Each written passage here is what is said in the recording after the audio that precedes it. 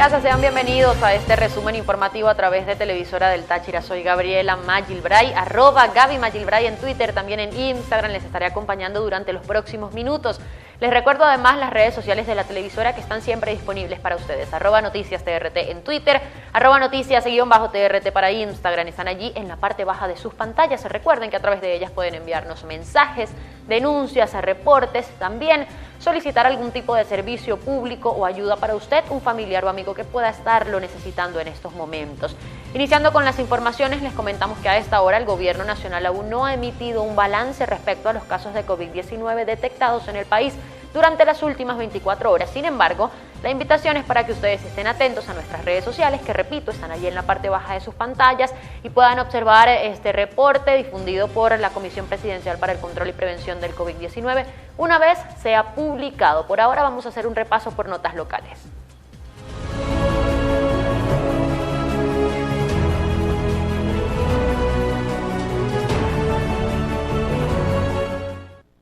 Tener un plan de previsión de la Celestial es pensar en la tranquilidad de su familia. Sin inicial, cobertura en Venezuela y Colombia. Contáctenos.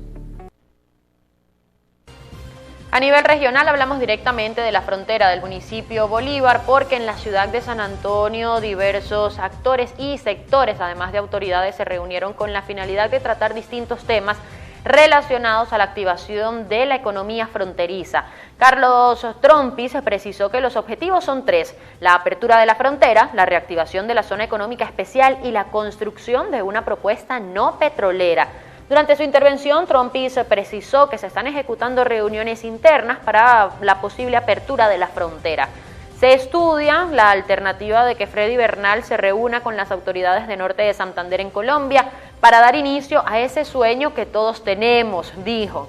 Por otro lado, Isabel Castillo, la mujer de las imágenes que están observando en pantallas, la presidenta de la Cámara de Comercio de San Antonio del Táchira, y aprovechó la oportunidad para pedir, además de la apertura de los pasos binacionales, la flexibilización, en este caso ahora en medio de la situación por la pandemia del COVID-19, que permita la movilización de los trabajadores, incluyendo también una flexibilización en cuanto a los horarios, para que estos puedan laborar con mayor facilidad.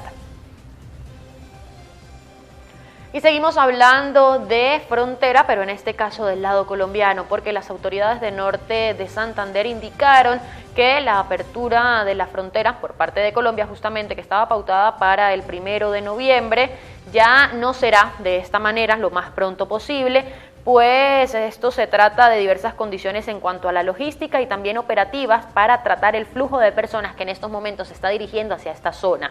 La información fue dada a conocer por Víctor Bautista, secretario de Frontera y Cooperación Internacional de la Gobernación de Norte de Santander, quien indicó que no es el momento para permitir la movilización de los ciudadanos.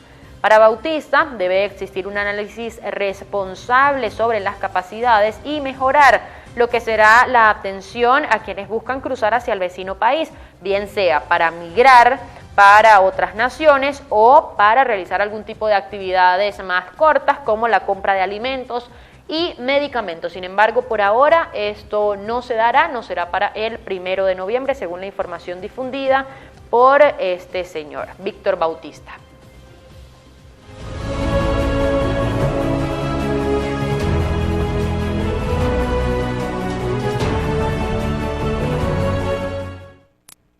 Televisora del Táchira te ofrece planes publicitarios para hacer que tu marca o negocio crezca. Anímate y forma parte de nuestra cartera de clientes. Juntos llegaremos a más personas. Contáctanos a través de nuestras redes sociales. Las protestas por la falla de servicios públicos continúan en diversos estados de Venezuela. En este caso, este jueves, algunas personas, vecinos de la zona industrial en Maturín, en el estado Monagas, decidieron protestar y expresar su malestar por la falta de gas doméstico, servicio que muchas de estas personas no tienen en sus hogares desde hace incluso 6 o 7 meses. Un grupo de habitantes protestó este jueves 15 de octubre en la zona industrial de Maturín, estado Monagas, para exigir gas doméstico. Los vecinos que se manifestaban son habitantes de los sectores de Las Garzas, Las Carolinas, Las Marías, Aves de Paraíso y Moriche. Ellos salieron a la calle este jueves para reclamarle a la gobernadora Yelixe Santaella la venta de bombonas, ya que tienen entre 6 y 7 meses sin poder acceder al suministro. Por otro lado, el diputado de la Asamblea Nacional, José Antonio Mendoza, publicó a través de su cuenta en la red social Twitter un video donde se evidenció un grupo de personas que gritaban al unísono el mismo clamor: queremos gas. En otras palabras, lo que escribía en su Twitter era lo siguiente: siguen las protestas en nuestra ciudad Maturín. Maturinenses a un solo grito: queremos gas. No se justifica que Monagas tenga las mayores reservas de gas y el pueblo esté cocinando a leña. La protesta es un derecho que tenemos para exigir, indicó Mendoza en parte del mensaje que publicaba a través de la red social Twitter. Y otro tipo de concentraciones se llevaron a cabo, en este caso en la capital del país, donde el gremio de maestros, los profesores, decidieron solicitar el apoyo de los representantes de las diferentes instituciones educativas para que se movilicen junto a ellos el próximo 21 de octubre hacia las instalaciones, hacia la sede del Ministerio de Educación. Griselda Sánchez, la coordinadora del sector educativo de la coalición sindical, convocó para el próximo 21 de octubre una movilización hacia el Ministerio de Educación. Sánchez hizo un llamado a todos los padres y representantes a que acompañen a los docentes para movilizarse y defender la educación de los niños y jóvenes del país.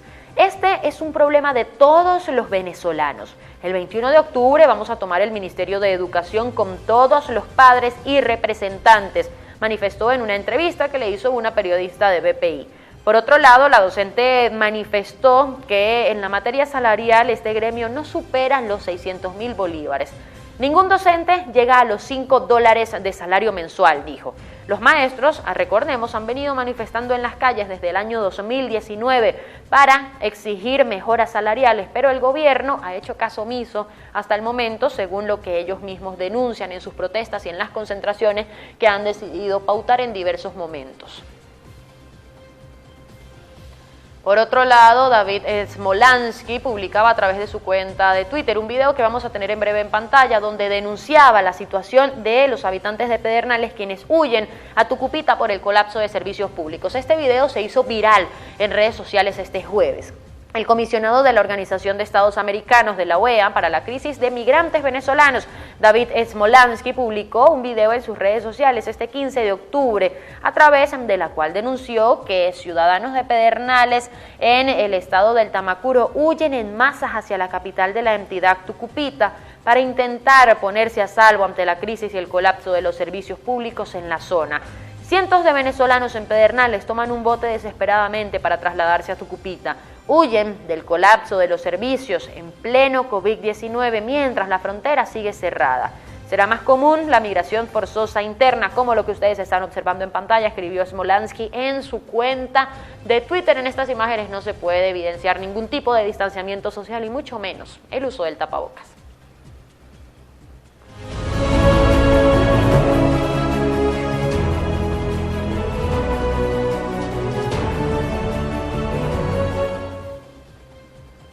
A nivel internacional vamos a hacer un repaso por la situación de la pandemia del COVID-19 en el mundo y lo iniciamos por Europa, porque este jueves la Organización Mundial de la Salud aseguró que la situación del viejo continente es muy preocupante y la inacción puede llevar a un confinamiento general.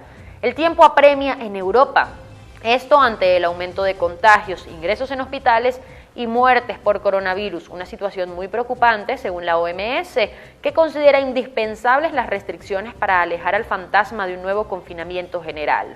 Los puntos rojos en el mapa de Europa aumentan cada día, al igual que las malas noticias procedentes de países incluso que habían logrado doblegar la primera ola, como Alemania, por ejemplo, uno de los que había sido considerado ejemplo por parte de la Organización Mundial de la Salud por la forma o por el manejo que había tenido ese gobierno ante la pandemia. El número de casos diarios aumentan, los ingresos en los hospitales también. El COVID ya es la quinta causa de muerte y se ha alcanzado el nivel de 1.000 muertos por día, enumeró el director de la sección Europa de la Organización Mundial de la Salud este jueves.